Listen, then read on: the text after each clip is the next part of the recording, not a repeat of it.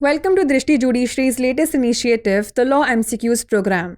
Practice questions covering legal current affairs, general knowledge, and previous year's questions.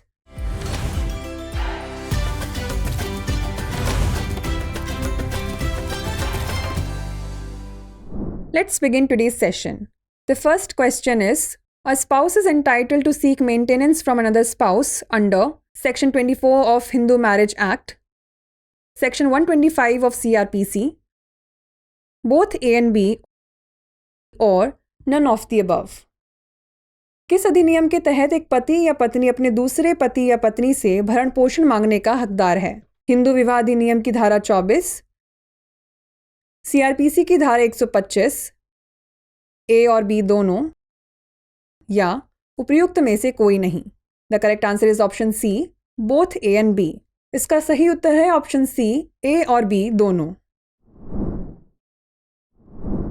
Section 24 of the Hindu Marriage Act permits interim maintenance and expenses of proceedings to any spouse who cannot maintain themselves independently. Section 125 of CRPC 1973 provides for maintenance of wife, parents and children. Section 24 is a gender neutral section. However, Section 125 applies only on wife. Hindu विवाह अधिनियम की धारा 24 किसी भी ऐसे पति या पत्नी को अंतरिम भरण पोषण और कार्यवाही के खर्च की अनुमति देती है जो स्वतंत्र रूप से अपना भरण पोषण नहीं कर सकते हैं. CRPC 1973 की धारा 125 पत्नी, माता पिता एवं बच्चों के भरण पोषण का प्रावधान करती है. धारा 24 पति एवं पत्नी दोनों पर आधारित है, जबकि धारा 125 केवल पत्नी पर लागू होती है. Next question is, the provisions related to common object are mentioned under Section 34 IPC, Section 149 IPC, Section 100 IPC और Section 35 IPC. निम्नलिखित प्रावधानों में कौन सा प्रावधान समान उद्देश्य से संबंधित है? IPC की धारा 34, IPC की धारा 149, IPC की धारा 100 या IPC की धारा 35. The correct answer is option B, Section 149 IPC. इसका सही उत्तर है ऑप्शन बी, आईपीसी की धारा 149. Section 149 of the IPC addresses the concept of common object within unlawful assemblies. If any member of an unlawful assembly commits an offence in pursuit of the common object or one that was likely to occur during the pursuit, all members present at the time of the offence are held liable. The Supreme Court in the case of Naresh Nehru versus State of Haryana has held that Section 149 doesn't establish a distinct offence but instead imposes vicarious liability on all members of the unlawful assembly. IPC की धारा 149 विधि विरुद्ध जनसभाओं के भीतर समान उद्देश्य की अवधारणा को संबोधित करती है. यदि विधि विरुद्ध जनसमूह के किसी सदस्य द्वारा उस जनसमूह के समान उद्देश्य का अभियोजन करने में कोई अपराध किया जाता है या कोई ऐसा अपराध किया जाता है जिसका किया जाना उस जनसमूह के सदस्य संभाव्य जानते थे, तो प्रत्येक व्यक्ति जो उस अपराध के किए जाने के समय उस जनसमूह का सदस्य है उस अपराध का दोषी होगा. नरेश नेहरू बनाम हरियाणा राज्य के मामले में उच्चतम न्यायालय ने माना है कि धारा 149 एक अलग अपराध स्थापित नहीं करती है, बल्कि विधि विरुद्ध जनसमूह के सभी सदस्यों पर परोक्ष दायित्व स्थापित करती है. Next question is, who is the present chairman of Securities and Exchange Board of India?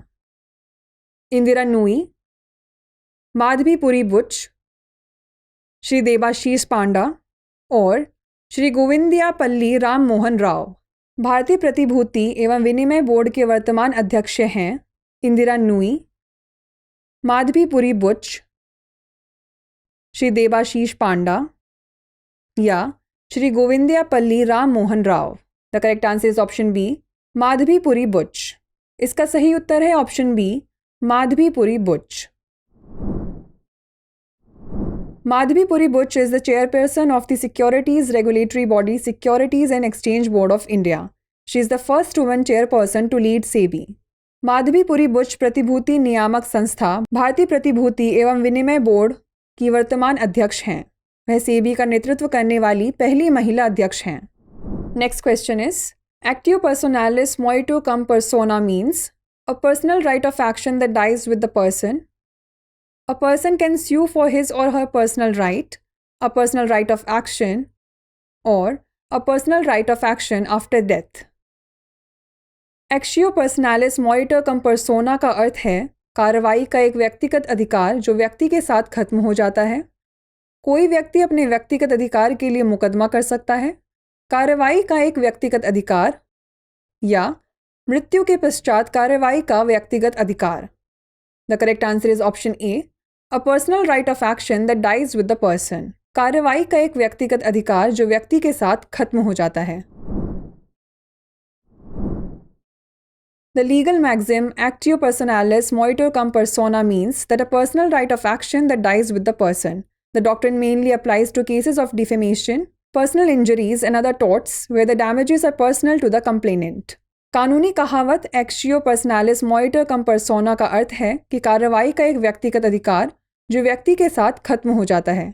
यह सिद्धांत मुख्य रूप से मानहानि, व्यक्तिगत क्षति और अन्य अपकृत्यों के मामलों पर लागू होता है जहां क्षति शिकायतकर्ता की व्यक्तिगत होती है। The last question is, where the local limits of jurisdiction of courts are uncertain, the place of institution of suit shall be decided according to Section 17 of CPC 1908, Section 18 of CPC 1908, Section 19 of CPC 1908 और Section 20 of CPC 1908।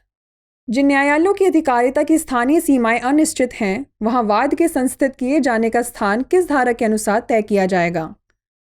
CPC 1908 की धारा 17, CPC 1908 की धारा 18, CPC 1908 की धारा 19 या CPC 1908 की धारा 20।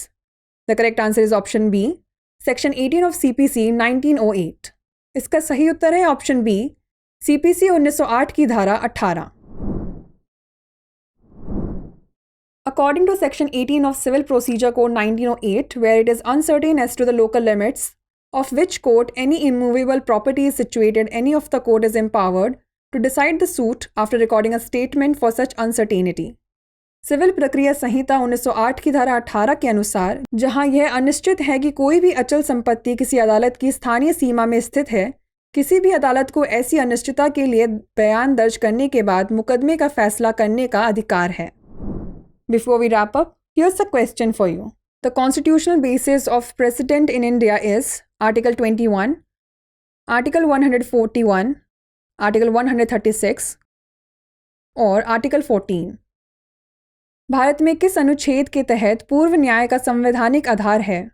अनुच्छेद 21, अनुच्छेद 141, अनुच्छेद 136 या अनुच्छेद 14? इसका उत्तर हमें कमेंट सेक्शन में ज़रूर भेजिएगा। ऐसी और वीडियोस देखने के लिए लाइक, शेयर और सब्सक्राइब करना ना भूलें। धन्यवाद।